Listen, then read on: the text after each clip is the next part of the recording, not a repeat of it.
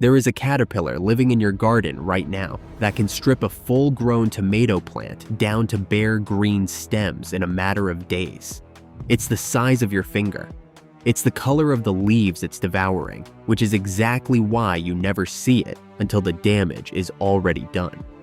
And if you've ever grown tomatoes, you already know the sinking feeling of walking outside to find half a plant simply gone. So let me say something you probably won't expect to hear. You are right to fear this creature, but there is exactly one version of it that you must never, ever kill. And once you understand why, you will never look at the ugliest caterpillar in your garden the same way again. Stay with me, because the reason is one of the strangest stories in all of nature. Let's start with what this thing actually is. Meet the tomato hornworm, a fat green caterpillar with a small spike on its tail end and a hunger that borders on the unbelievable. It is the larva of the hawk moth, and it feeds almost exclusively on nightshade plants, your tomatoes, your peppers, your eggplant, your potatoes. In its final stage of growth, a single hornworm eats a staggering amount, chewing through leaves and even scarring the green fruit. So if you find a plump green one munching its way across your tomato plant, picking it off is the right call. Which raises an obvious question. Why on earth would anyone tell you to leave one alive? The answer has nothing to do with the hornworm itself, and everything to do with what can happen to it. Look closely at the hornworms on your plants, and every so often you'll find one that stops you cold. Its back is covered in dozens of tiny white growths, standing straight up like grains of rice glued to its skin. It looks infected. It looks alien.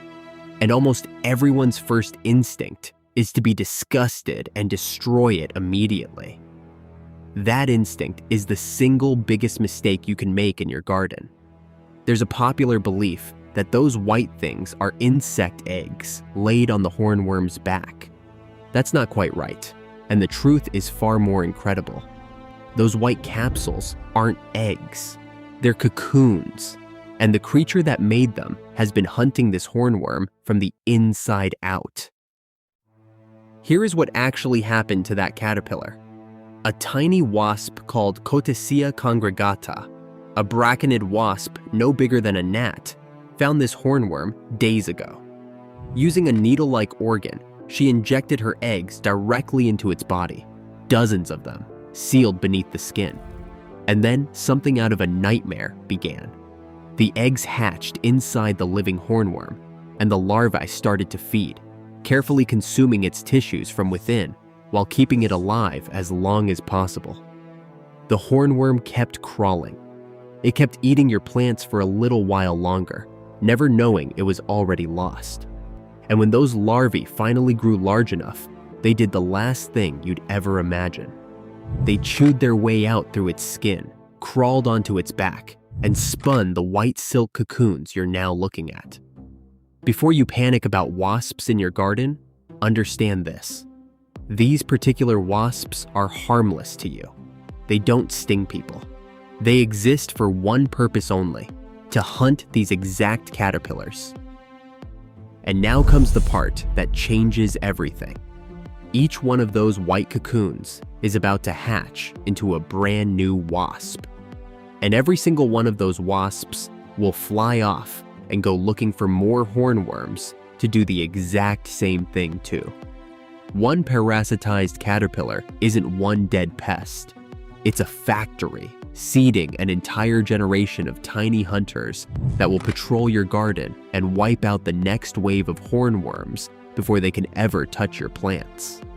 So think about what happens when you crush that white-covered hornworm in a moment of disgust. You're not killing one pest. You're killing the 50 predators that were about to protect your entire garden for you, for free, all summer long. If this is already changing the way you see what's crawling around your tomatoes, take 1 second and subscribe. Every week, we uncover the hidden truth about the creatures you walk right past without a second thought.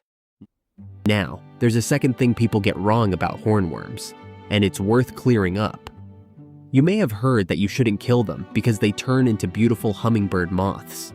That's a myth. They don't become hummingbird moths. They become hawk moths, sometimes called sphinx moths, large, powerful flyers that hover in the dark and feed on flowers that daytime bees never reach. So no, the hornworm isn't only a villain. Left in the right place, it becomes a genuine nighttime pollinator. The lesson was never to wage total war on everyone you find. The lesson is balance. So here's what to actually do. If you find a plain green hornworm stripping your tomato plant, you can pick it off and move it far away.